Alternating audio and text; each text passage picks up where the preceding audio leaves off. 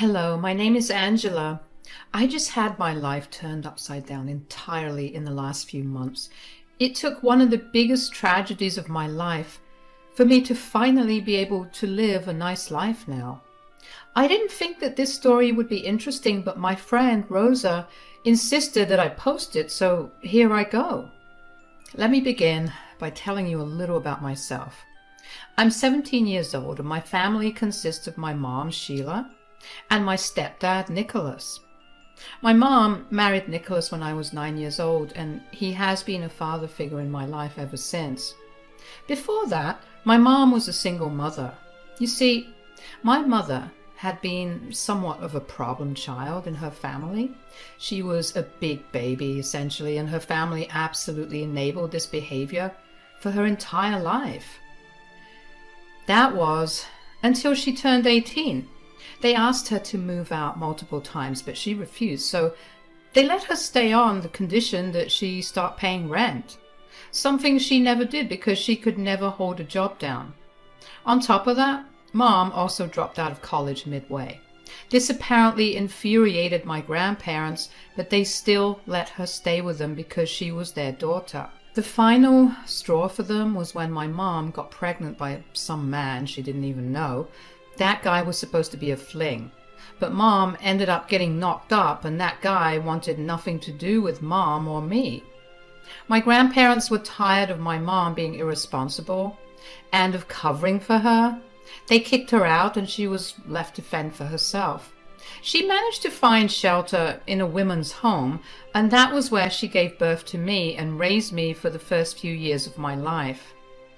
The only reason I know so much is because as I was growing up, my mom would constantly complain about how crappy my grandparents were to me, thinking that I wouldn't remember what she said, but clearly I did because they did have some impact on me.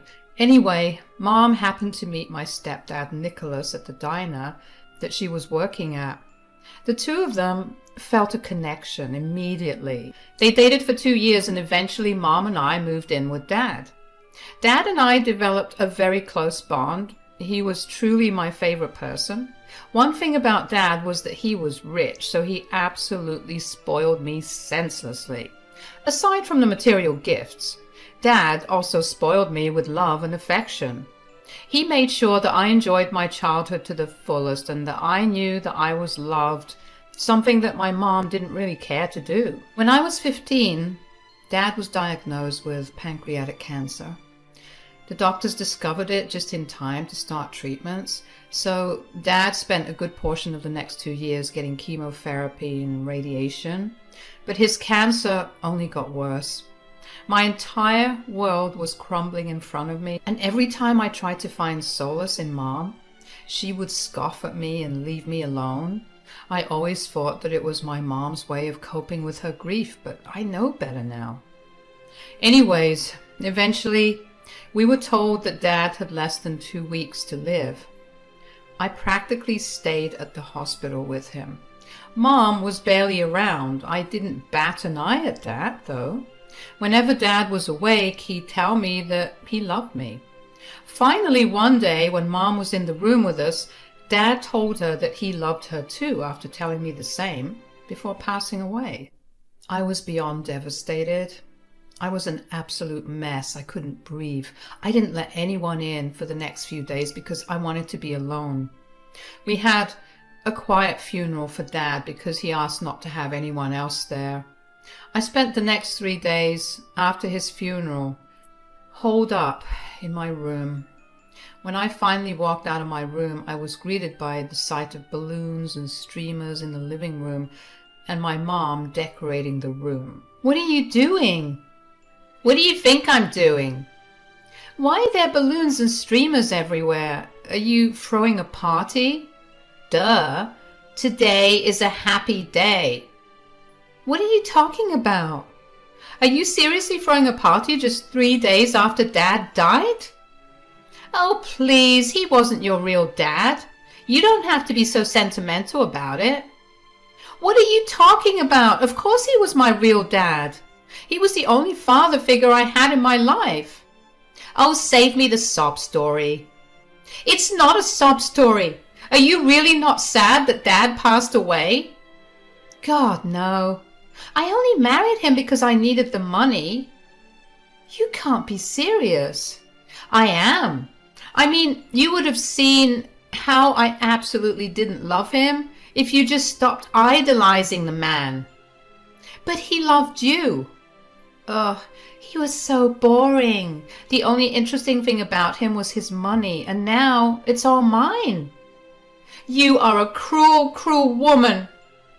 No, I am not the one that's cruel. Your stupid stepdad was the cruel one. Do you even know how many times I wanted to send you off to some school on another continent altogether? What?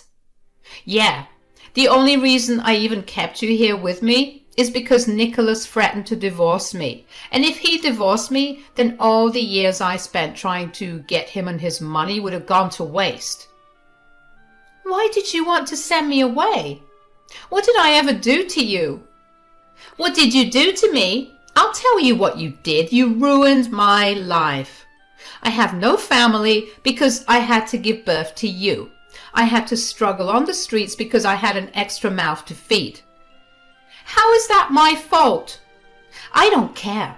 But this party is happening for two reasons. The first is that your father finally passed away and left me with all the money. And the second is that you're leaving this house. Excuse me? What are you talking about? I'm not going anywhere. Oh, yes, you are. I'm giving you 3 hours to get your things packed and to move out. My friends will be arriving by then. Get a move already. I tried to say something more, but my brain wouldn't cooperate with my mouth. I ended up just numbly going back to my room. I sat at the edge of my bed for a while and just stared at the wall because I didn't know if my mom was being serious about kicking me out or not. She was. She walked by my room and saw me sitting on my bed and told me that I was wasting my time packing. After she left, I finally broke down. I didn't know what to do or where to go. I was beginning to panic, so I called my best friend, Rosa. Hey, Angie, what's up? I need your help. Whoa, what's going on? Is everything all right? No, I need you to come over and help me pack my things up. Pack your things up? What are you talking about? You know how I told you that I needed some space the past few days?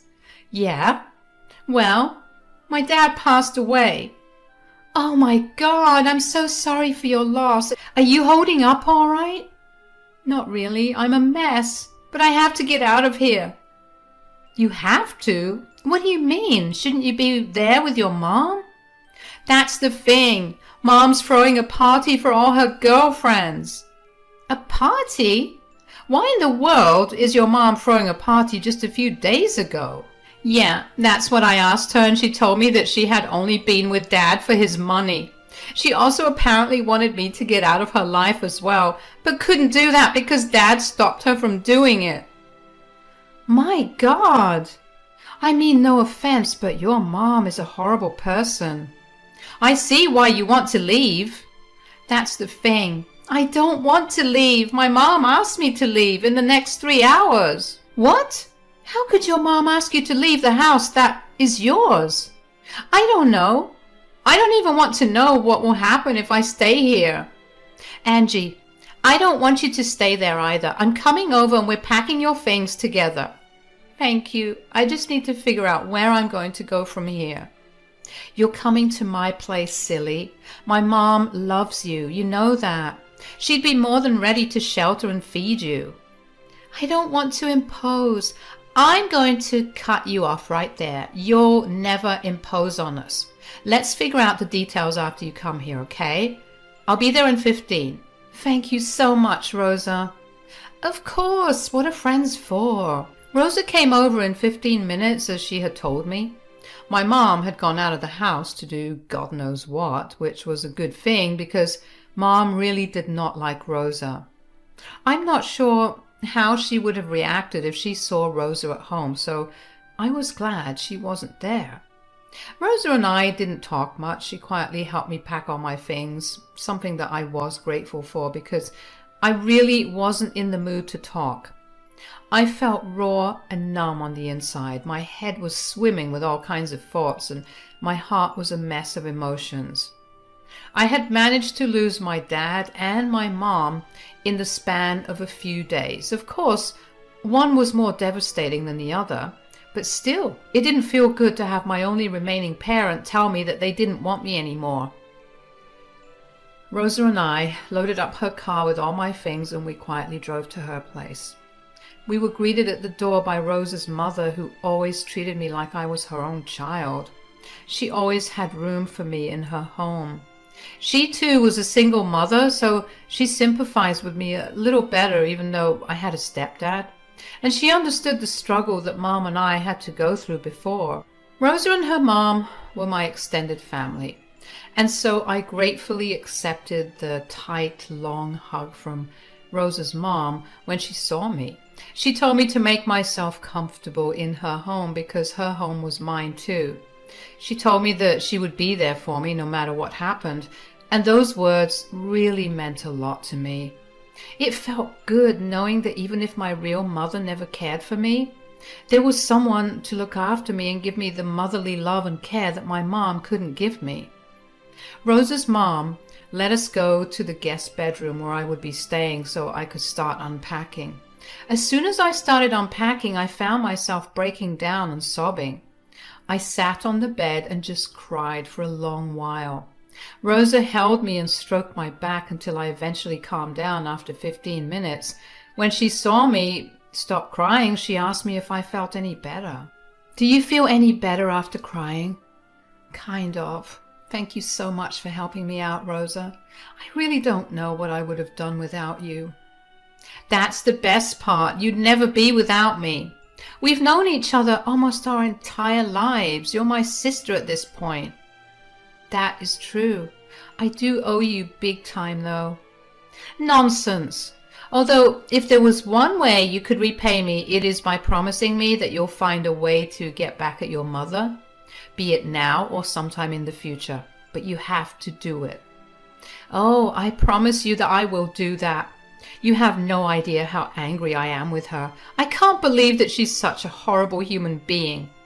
"Me neither. I mean, okay, I knew that she didn't like me, and I didn't like her very much either, but I never expected her to stoop so low." "Yeah, I guess the more I look back at things, the more things start making sense." "What do you mean?" "I mean, there was absolutely no reason for her to be so aloof about my life. Dad knew more about what was happening with me than her. Clearly, she just didn't want me there. But I just thought that she was distant because of all that she had to go through. I don't mean to intrude or make you feel like you aren't welcome here. But do you have any other family that you could reach out to regarding your mother? I mean, I know your mom's side isn't going to be of any help, but what about Nicholas's side?" "I actually don't know anyone on his side of the family." "What? How come? Does he not have a family?" "He does. It's just that apparently his family cut him off." "Why? I'm sorry, but he was quite literally the nicest man on this planet. Why in the world would his family want to cut him off?" "Well, they didn't like my mother." "I can see why." "Yeah, they always thought that she was only with him for his money, and they never shied from telling that to them in their face. My dad was naive and didn't want to believe a word they said, and my mom, well, she was not going to let his family influence him, so she made him stop talking to them." "Whoa. Did your mom tell you all this?" "No. I'm just piecing together what must have happened after seeing how my mom really is as a person. They told me things in a very watered down manner because, you know, I was a child, but things are beginning to add up." "Okay, but just because Nicholas cut off contact with his family, they shouldn't have stopped talking to him, or at least trying to." "Dad told me that they didn't. They kept trying to talk to him, but Mom would get angry whenever she found out that he was talking to them. The final nail in the coffin was when they found out that Dad had married Mom. They didn't want to have anything to do with him after that." "I have to say, that's a little cruel." "Yeah, I agree. Do you think you could reach out to his family? Maybe they'd want to know about what your mom's doing. I don't know anything about them, so I don't even know where to begin with trying to contact them. Not to mention, what do you say to someone who was right about my mom being a gold digger? I don't think they'd want to help me out, especially since not only am I her daughter, but also because I'm not related to them in any way now. Yeah, you're right. All right, whatever it is, we'll get through this. We'll figure out a way to get back at your mom at some point. But for now, I want you to know that you're more than welcome to stay with us for however long you like. Mi casa es su casa, you know? Again, thanks a lot. Maybe we could look at this as being our longest sleepover ever. I love that thought. Talking to Rosa made me feel a lot lighter. The heartbreak and hurt didn't go away, but it felt lighter because I had someone to share my feelings with. Rosa told her mom about my sleepover comment, and her mom took it seriously. She took us to the store where she purchased all the food we wanted so we could watch movies of our choice and just binge away our sadness. Rosa's mom even let us take the next day off so we could stay up all night and talk. She knew how much talking would help me deal with things, and she was as supportive as she could possibly have been. I was so grateful for her, really. She is an amazing woman. Anyways, Rosa and I talked a lot about my dad and his family, and my mom and her audacity. We concocted potential plans of revenge to take on my mom. All of them were very far-fetched, but we had fun in just making the plans. I began to feel better around the second day of my stay with Rosa and her mom. Of course, that changed when after school the next day, Mom called me. I contemplated not picking up the phone, but eventually gave in and picked it up. What do you want? I took out all my things. Angela, are you safe? I don't see why you're suddenly showing me care. What are you talking about? I'm your mother. I care for you. That is not what you said before you kicked me out and threw a party to celebrate Dad's death. How could you say such horrible things about your mother, and right after I suffered such a terrible loss? What are you even talking about? Are you crying? Of course I'm crying. I just lost my husband and my daughter ran away from home. Are you being threatened or something? Why are you spewing lies? Is someone there next to you? Your grandma is here to see you. My grandma? Yeah, your stepdad's mother. Whoa, why is she there? She wants to meet you. You need to come here immediately. I don't see why I need to get there immediately. Why don't you entertain her for a little while? Clearly you're acting in front of her and you have something to prove to her. Don't be smart with me right now. Come home right this instant. I'm a little busy right now, but I'll be there in an hour. If you don't come here within the next 15 minutes, I'm calling the police and having them escort you back home. Don't think that I don't know that you're staying with that no-good friend of yours. Rosa is a great friend to me, and even if she was no good, she's still a million times better than you. Please don't be so difficult. Your grandmother is waiting for you. Just come home, sweetie, please. For how my grandmother is bringing out this fear in you, I just might come home immediately. She's getting impatient, so you need to hurry up. Fine, I'll be there soon. I was beyond curious about what Dad's mom was like. She must have some sort of influence or intimidation at the very least, because that was the nicest that my mom had ever been to me.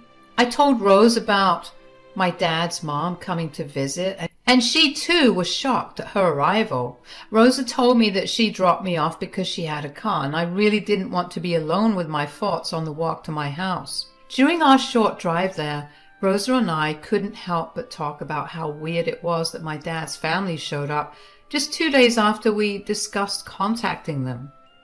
We joked around that the cosmos must have heard us and sent Dad's mom a message to visit me and help. While it was nice to joke, I was still beyond nervous to meet my grandmother. Rosa wished me the best of luck when we reached my place.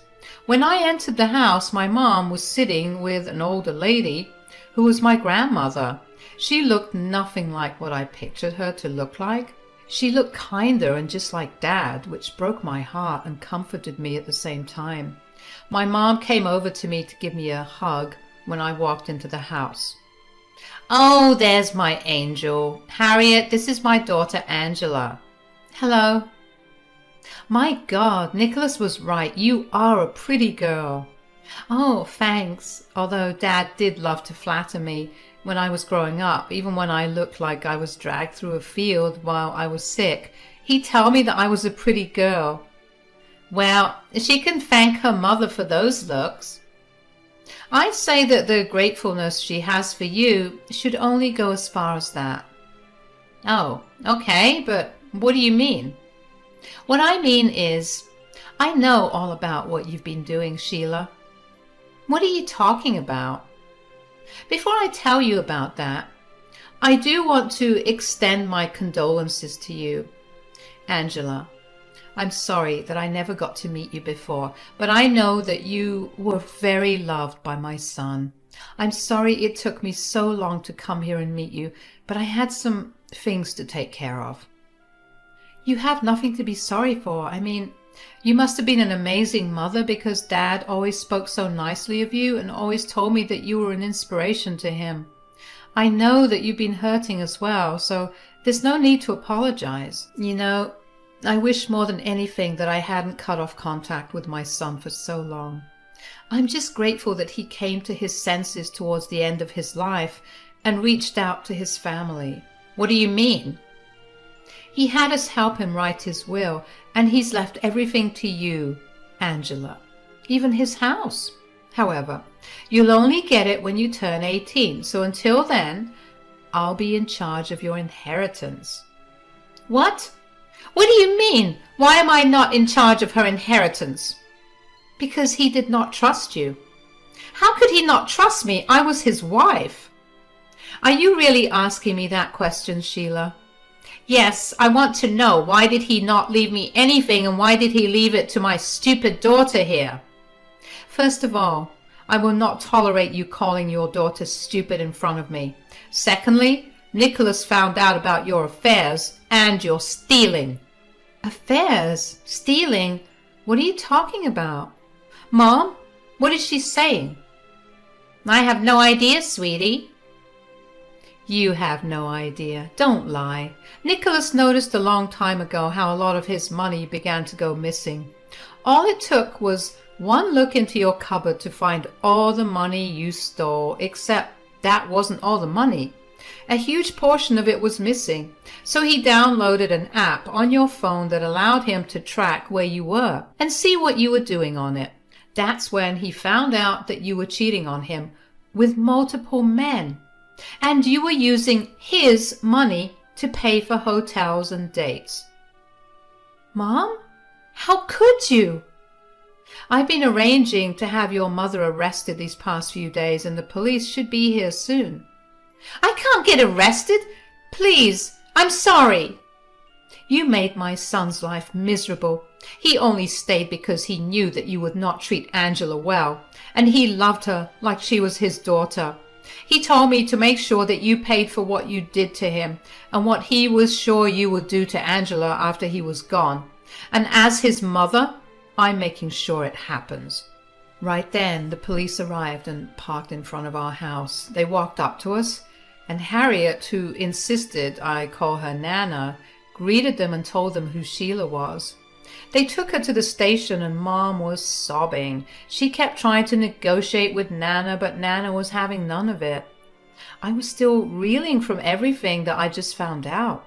Nana took me into the house and let me process everything. I couldn't believe that my mom would have the audacity to cheat on my angel of a dad, even though I was a little girl. I always noticed how much he had done for her. He always went above and beyond to make her happy, and that never stopped until his dying breath. I mean, even his last words to her were, "I love you." The nerve of Mom to cheat on him. Nana also told me that Mom continued to cheat on Dad while he was at the hospital getting his treatment.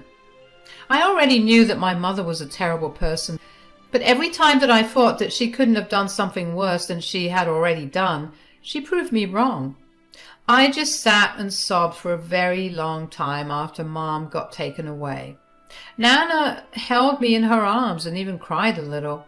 She apologized over and over again for taking so long to get to me and for letting me be homeless for the last 2 days. I told her all about my friend Rosa, and Nana promised me that we'd go over later on and thank them personally. Once I'd calmed down, Nana took me to meet Rosa again, and I told her everything that I had found out, and she was just as shocked and disgusted as I was.